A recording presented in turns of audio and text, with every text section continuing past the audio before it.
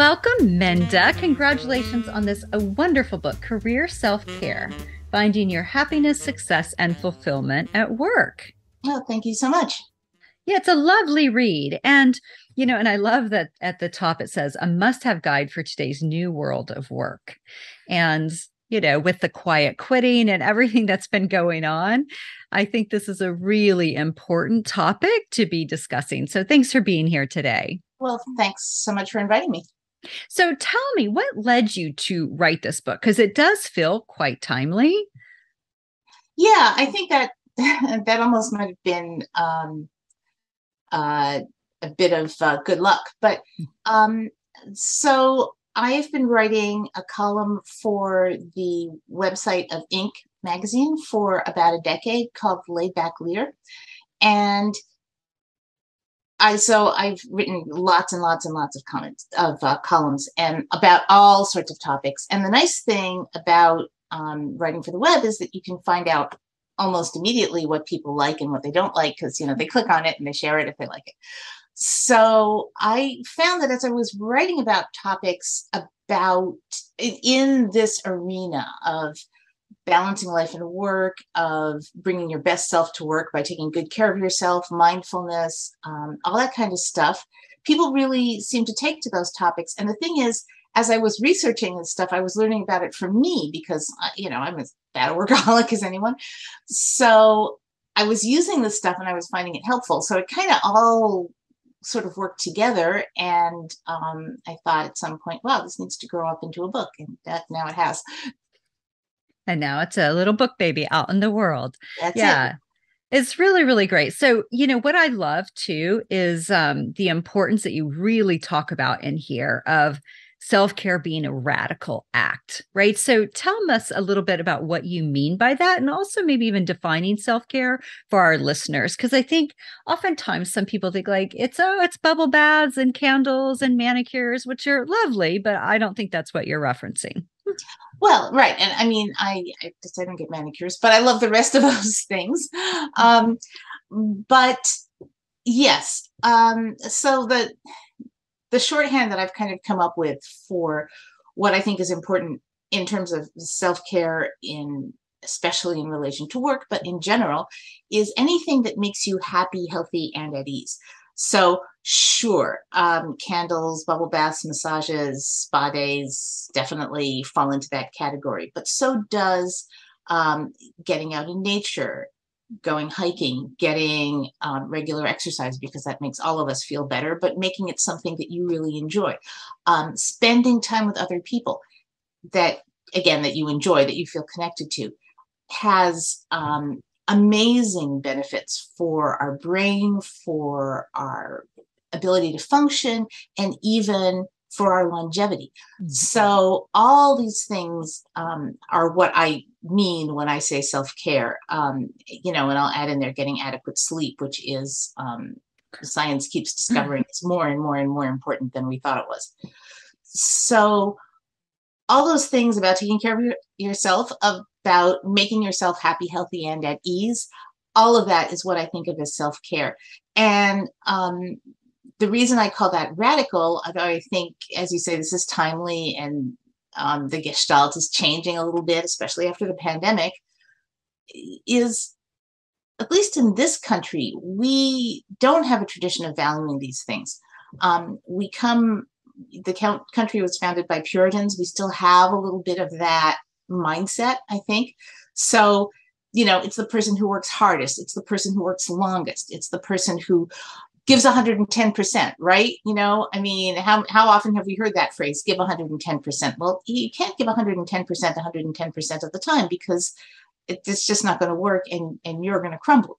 So allowing for all of that, saying, okay, I am a human animal and sometimes I'm tired, sometimes I'm grumpy, sometimes I've had a fight with my husband, sometimes the small child just kept me up all night. Sometimes the work is dispiriting and I need a break from it mentally. All those things. And sometimes I'm sick, by the way. How many TV ads have we seen for cold medicines where it says, you can take this so you can get right back to work? And, now that we've all thought about this a little bit and gone through some time wearing masks, we can think about how smart is it really if you're sick to go to work and be around other people, right? So all of that stuff requires a mental shift.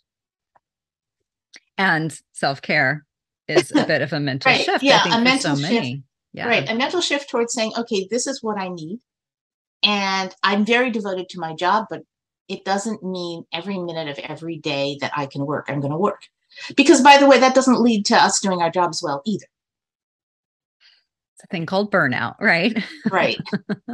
So, talk to us about the power of journaling, which I love that you address in this book because I am an avid journaler and have been since I was probably 6. And, I do think it's such an important piece. So, tell us a little bit about what you mean by the power of journaling.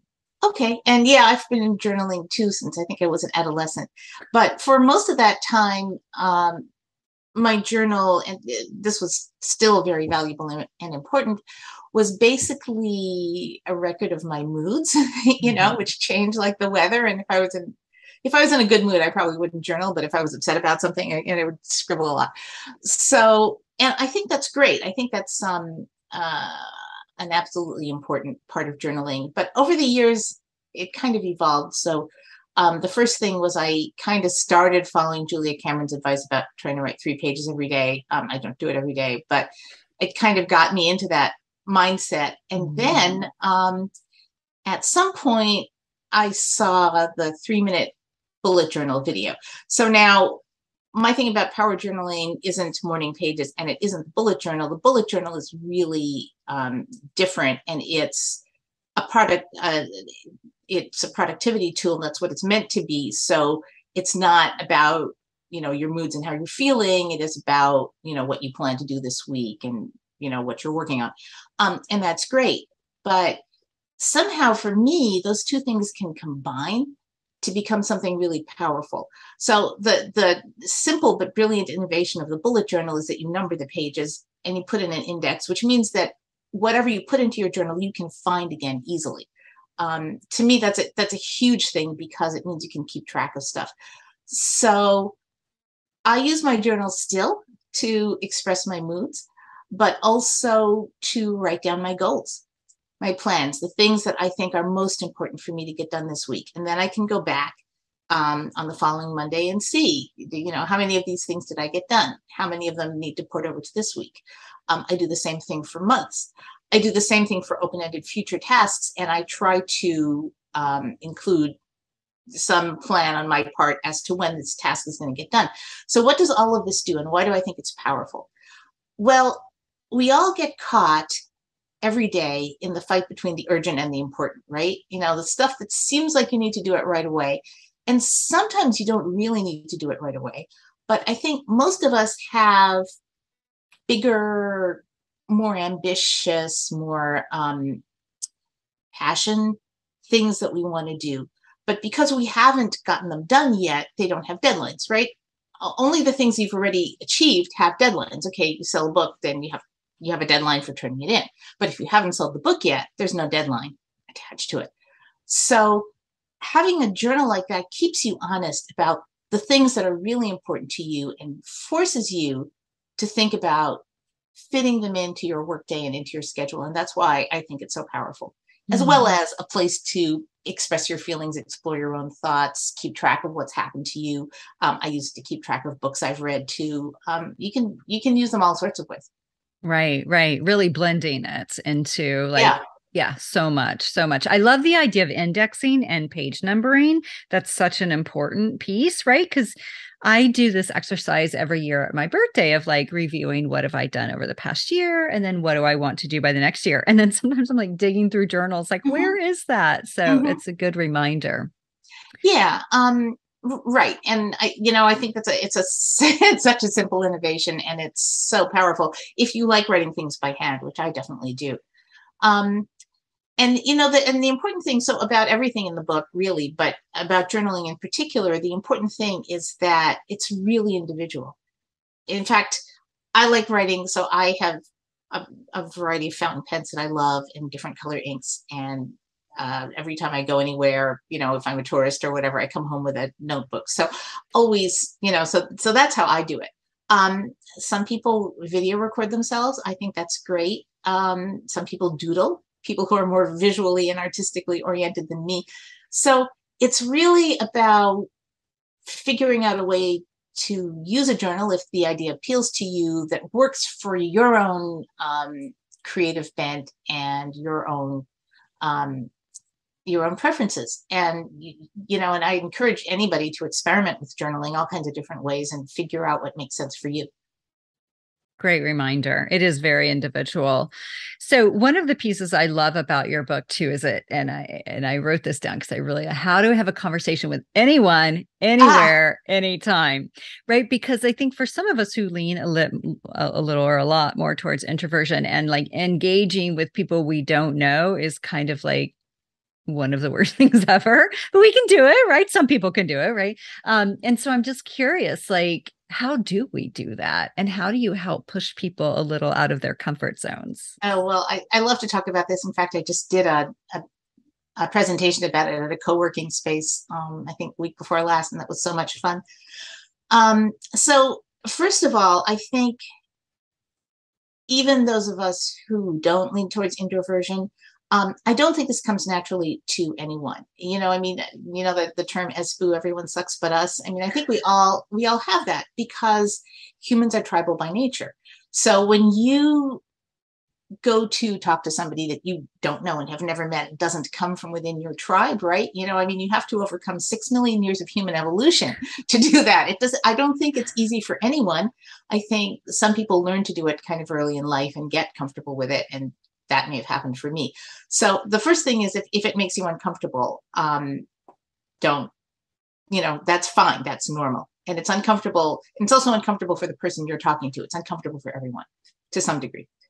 The second thing, so I have a couple of principles for how to do this, and then some tactics, so we can talk about this as much or as little as you want. But I'll start with the principles. So the first principle is assume, especially if you're at something like a cocktail party or a networking event, a conference where, people are there to interact. But even if you're not, assume that the person that you're talking to will actually welcome that. Now, that's not true 100% of the time, but it is true the vast majority of the time, because in spite of SBU, people do want to be connected. And, what I said before about community and human interaction actually lengthening our lives, I mean, that's true of all of us, and it's important. So the more we can connect with people, the better off we are. So experiments have shown most people actually, and my own experience, most people actually will welcome a conversation with a stranger. Now, some people won't. They might reject you. And when that happens, you feel like you want to crawl under a rock, and then you never ever want to do it again. And that's a shame, because that will be very much the minority of the time. Do pay attention, though, to what is going on with that other person. If they seem to be deep in conversation on their cell phone, okay, don't interrupt them. If they're giving you very quick answers, not meeting your eyes, if their feet are pointed away, one or both feet are pointed away from you, something that people unconsciously do, they point their feet towards what they want. All of these are clues that, okay, this person doesn't really want to engage with you right now. So keep your eyes open, keep your ears open. And if someone doesn't want to engage with you, then, politely get out of it. There's actually research that suggests that conversations go on sometimes longer than both people in the conversation want them to, because they're both feel uncomfortable about saying, okay, thank you, goodbye. So, just be aware of whether the person wants to talk to you. And an incredibly powerful thing to do when you're at least starting out the conversation is make it about them, because we all love ourselves, right? We love to talk about ourselves, right? I'm having a glorious time talking to you about myself right now. So if you encourage someone to talk about themselves, the odds are greater that they're going to want to do that, and they're going to want to talk to you. So, Do you have a small business? Oh, yes. Oh, good. I do too. And my small business is all about consulting and helping other small businesses. And let me tell you what I can do for you. Wrong, wrong, wrong. Listen to them. And you will make that sale if that's what you're trying to do better if you listen to them and find out what they need. So those are the principles. And I can dive into the tactics too, if you want me to. So it's up to you.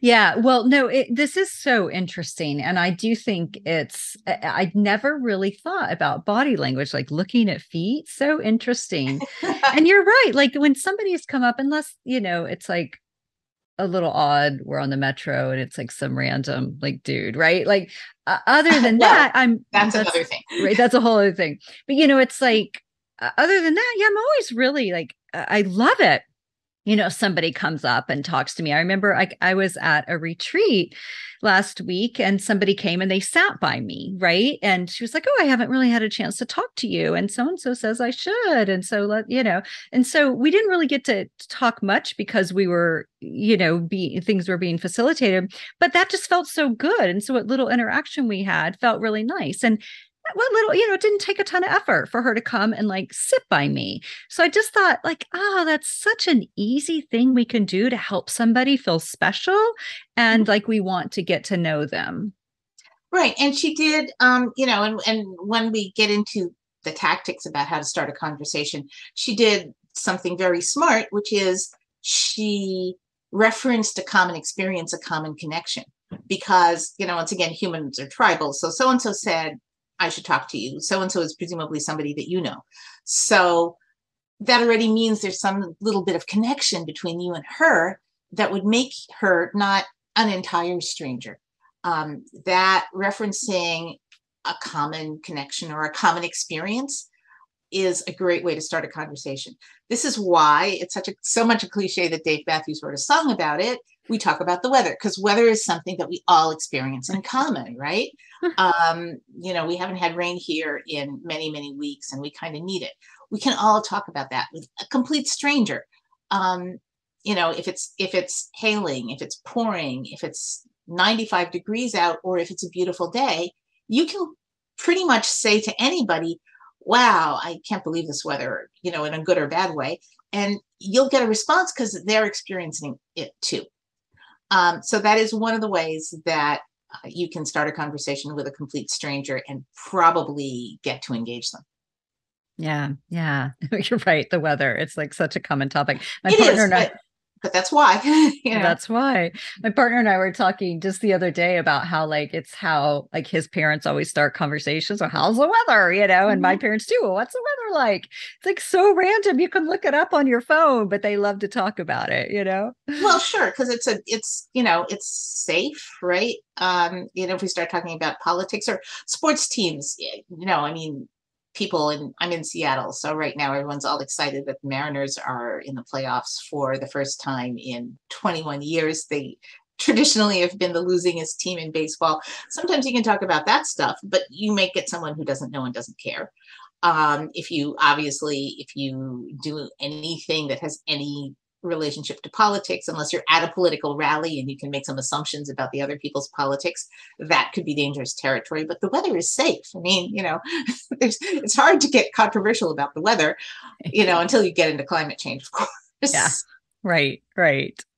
Well, my next question is, ties into this. And this is something that as a therapist, I have a lot of clients struggle with this and the effect it can have on them. But toxic people, whether or not it's a supervisor, it's a colleague, it's a family member, right? So how do you encourage people to deal with the toxicity that comes from fellow humans in their lives? Right. Well, so different types of toxic people could be dealt with in different ways, but to generalize, often, and I think we all know this and we all do this, often the simplest way to deal with a toxic person is to somehow do a jujitsu move and get away from them, right? And that, if they're in your family, that can be really difficult. If they're in your workplace, it could be difficult too, but there's lateral moves, there's transfers, there's working on a different project, not with them. So there's different ways to do that. And that is, that's the simplest and first thing that a lot of people do. A second thing, though, that is much more difficult, but can be very, very effective, though, is to go in the opposite direction and to try and understand the toxic person. Most people don't behave badly in a vacuum. And usually there's a reason. There's something that's happened to them, or there's something going on with them that causes that kind of toxic behavior. And often they won't be toxic in every situation, and they won't be toxic to everyone. So even though it might make your hair stand on end to even think about doing this, sometimes it can be really good to try and befriend somebody that you dislike. And as you do that, a couple of things will happen. First, you'll come to understand them better, which will make the toxicity seem less. But they also will come to understand and perhaps trust you. And that often will diffuse a lot of that, especially because as you get to know someone, you get to know what's likely to really set them off and push their buttons. And, how, not to do that. And the other thing, and I kind of confess about this a little bit in that chapter, is that I think all of us at different times of our lives and different situations can be toxic ourselves.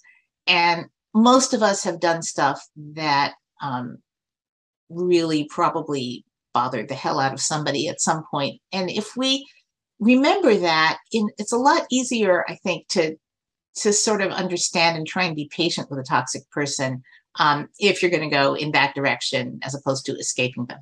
And once again, escaping them is often the simplest and the best thing to do too. Yeah, no, such a great reminder. And the other piece that, was just coming to mind as you were speaking was that hurt people, right? Right. And so you're right, like recognizing, or even if it is someone who you know somewhat well, but they're just like a little off lately and you're getting a bit offended or what have you. It's like sometimes it can be really nice to just check in, like, hey, it seems like things are a little tough for you right now. I just wanted to make sure everything's okay, or if you need anything. And then sometimes you get some really valuable insight with stuff that you were taking personally that like they just have something huge going on that has nothing to do with you. Yeah, and we really have apparently some sort of human instinct to take things personally. I mean, we have a us-centered view of the world, right? So if somebody snaps at us, our first thought will be, okay, why are you angry at me? Not, maybe you could be in a bad mood because your car broke down this morning or something. No, absolutely. I always love that book, The Four Agreements. Don't take anything personally. Nothing others do is because of you. It's like, okay, well, sometimes they are doing things because of you. They're reacting to you. But I like to just take that off of like, it's not just about you. They've got stuff going on, right? So it can be helpful. My next question is around goals, right? So you talk about in the book of like how to reach your biggest goals. And you also talk kind of towards the end of the book about getting clear on what you really want, right? And so I kind of put those two together because I feel like it can be hard for people to figure out, what do I really want? Life can feel so much like rinse and repeat that just like, I don't even feel like I have options, right? Like I just get up, I go to work, well, whatever. And so how do you help people get clear on what they really want and then achieve those goals? Okay, well, let's start with knowing what you really want. I think it requires doing the sort of thing that you encourage people to do, that I do a lot of, and so many people don't do much of, which is basically introspection, getting quiet with yourself, listening to yourself. Journaling is a great way to do it. I'm a big fan of meditation. Not everybody wants to do meditation, but just even a little bit, just a couple of minutes of sitting quietly and breathing, that's meditation. And it doesn't require, sitting in the lotus position or anything that might scare people away. Anything, going for a walk in nature, anything you can do to get away from the busyness of every day, away from our electronic devices, even though I love mine and we all love ours. And they're a big part of our day, and that's fine. But setting them aside some of the time so we can actually listen to ourselves, all these things will kind of help us get towards what we want. We unfortunately live in a society, in a world where there's constant pressure to do so many things in so many different directions, right? And we all compare ourselves on so many different, or at least I do, and I think a lot of us do, compare ourselves on so many different scales, you know. Do I look my best? Am I the best parent I could be? Am I doing my job to the best of my ability? Am I the best spouse I could be? Am I getting enough exercise so that I'm healthy? And you know, and we all compare ourselves, and of course social media is great for helping us do that. And pretty soon, at least for me, and I think for a lot of people, we get to this place where there's this constant thing, what my husband calls a litany of stuff that we should be doing, stuff that we should be taking care of. And oh, I forgot, or I've let, you know, this, I haven't been to yoga. So I haven't been to a yoga class in probably a month, just because with the book launch and a lot of travel, my schedule is not allowed. It's an, oh, you know, gee, I really got to get to yoga. This is really bad. And I do want to get to yoga because it's good for me. But we spend all our time kind of worrying about all the things that we should be doing. And it's sometimes really powerful, even in the moment, to just stop and say, okay, right now, what do I want? And just take 5 minutes to think about that and maybe do that. If right now, what do I want is to lie down and take a 10-minute nap, which, by the way, is a very powerful thing to do. It's something I learned from a brain expert. You wouldn't think 10 minutes of nap would be good for you, but it actually does make a huge difference. It might be that. It might be, you know, right now I need to talk to a friend. Right now I need to go outside for a minute. Right now I need to, you know, sprawl on the sofa and watch an episode of some show that I like. It's, you know, so just what do I want, and what do I want for the long term? So when we talk about goals, when I do workshops about this, which I have a workshop on goal setting that I do a lot, especially around the end of the year, that's where I start, is to invite people to visualize where they would like to be on New Year's Day 5 years from now, where they want to be living, who they want to be with. When they go back to work on their next work day, what work will they want to be doing?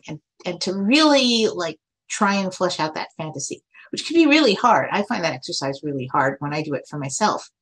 And then once you have that vision, you can think about the specific steps that could get you there, and how soon you might need to do those steps to make that vision happen in 5 years. So what could you do next year? What could you do next month? What could you do next week that'll take you in some small step towards that vision? And guess what? By the time you get there, the vision will probably be something different, but it puts you in the direction, and again, helps you let go of the urgent deadline, busy work that we all get buried in, and think about what's the big picture, what's really important to me. Makes me think of, there's this great quote. Well, it's not even a quote. It's something that David White said. Do you know David White, a poet? I don't. He's a beautiful poet. But anyway, I was in a workshop of his a few years ago, and he said, what's one thing today that you can do that your future self would thank you for? And that's just like, it relates to exactly what you're saying, but I'm like, that's just so powerful, right? Because you're right. We can get so stuck in, like, I'm looking down my planners right here, so stuck in like, let's just check off all these like non-urgent, non-important sort of things, but it's like we get them done.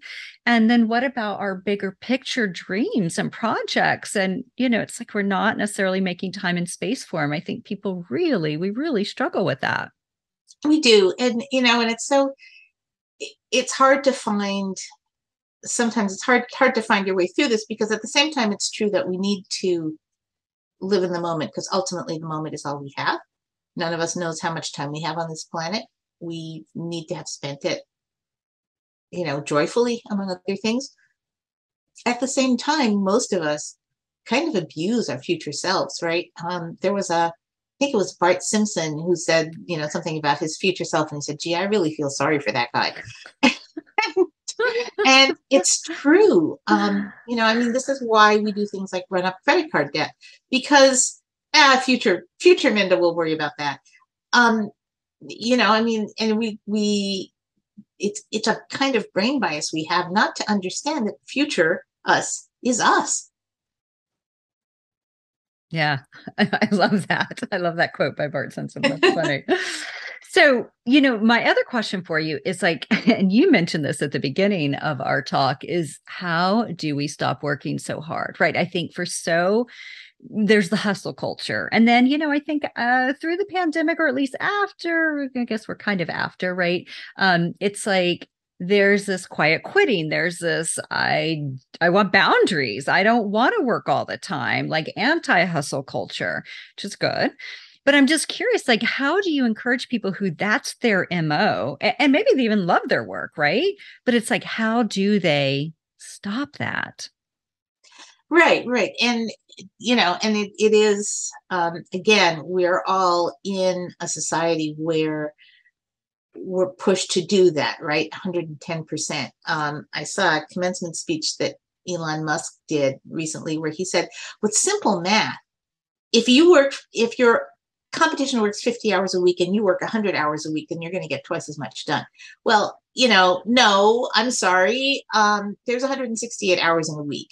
If you don't want to fall ill and perhaps eventually get Alzheimer's, you're going to spend at least 50 or 60 of those hours sleeping or, in bed, falling asleep, waking up, right? So that leaves maybe about 110, 112 hours, right? So what would 100 hours a week really look like of work, and maybe this is what Elon Musk does, but I mean, get up, hurry through brushing your teeth because you just barely have time to do that. Have breakfast at your desk and lunch and dinner, work right up until it's just about time to go to bed, and then get up and do that again 7 days a week, 365 days a year. That's what working 100 hours a week would actually look like. And I think most of us know that we wouldn't, I mean, Elon Musk is maybe an exception to many rules, but most of us couldn't do good work that way. So where's the trade-off point? Where's the point of diminishing return? Well, Stanford research suggests that point of diminishing return might be 40 hours a week. And the more we work beyond those 40 hours, the less we're actually going to get done till we quickly reach the point where we would get more done by working fewer hours. So that's an important thing to start with. But the other thing too is, what kind of work do we want to do, and how do we want to be, and how do we want to feel when we're doing that? And it's especially true if you're any kind of a boss, because an overworked, frazzled, tired, exhausted, and likely grouchy boss is not a good boss for anyone. So if you want to be an effective leader and a good parent and a good partner to your partner, and a good friend to your friends, it's important to actually set those boundaries and figure out how to say no to some things, how to prioritize your own rest, your own self, and what will make you happy, healthy, and at ease, so that you can show up as your best self for everything that you do. Mm-hmm, mm-hmm. Yeah. So important, right? And I can't believe you said 100 hours. It's just like, oh my God. I didn't say it. Elon Musk said it. I know. I'm just like, oh my He's gosh. nuts. Yeah. So my last question for you, Minda, is the name of this podcast is Tranquility du Jour. And so I'm wondering, how do you find tranquility in your everyday? And I'm assuming with lots of the tools that you share here in this book. Wow. All kinds of different ways. So for me, I'm a big believer in hot baths. I try and get one every day. It's free essentially, and so effective, and there's real health benefits too. I do try to meditate. I don't do it every day, but I try to do it more days than not. Wise meditation teacher many years ago told me that 5 minutes a day is better than a longer meditation once in a while. So I took that to heart, and I just meditate for a few quick minutes, but I try to do it every day. I think getting outside and getting into nature is incredibly powerful and so powerful. So I try to do that. It's so powerful that it's actually covered by your health insurance in Japan. um, forest bath. Forest bathing, And yeah. a forest bath, you could be in a park. You don't have to actually get to the forest, although the forest is wonderful, Mhm. and exudes hormones. I'm not sure hormones, but substances that actually benefit your body. So get in the forest if you can. Go to the park if you can't.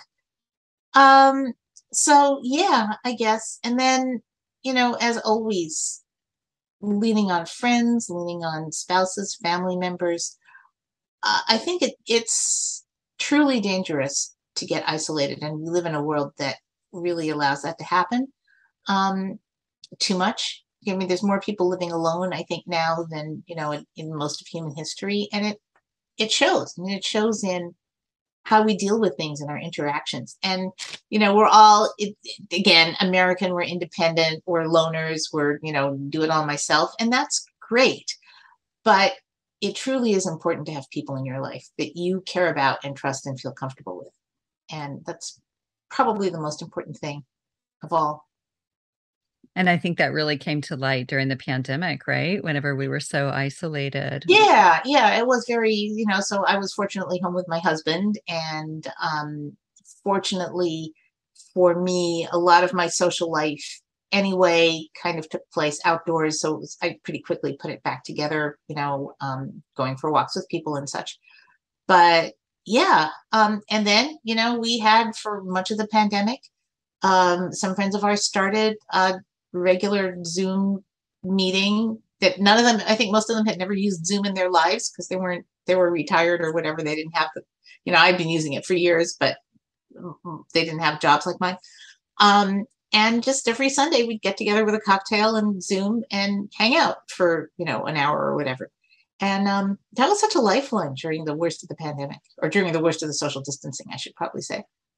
Yeah, absolutely. I think a lot of people got into that, and a lot of people have really kind of kept that up, which is very sweet. And a couple things you said, baths. I love baths, and I love that you mentioned that because, yeah, I am like bath girl sometimes twice a day if it's cold out. And then the other thing with the forest bathing, right? And I just picture Seattle. What I love about Seattle is those big old ferns you guys have, in various places. It's just like the forest there is stunning. It's like in Northern California, right? With the redwoods and the ferns, and just that smell Mm. is so, so therapeutic. So thank you for reminders on those tips. And congrats again on this great book. I'm so excited to share this with the world. And thank you for being here with us today.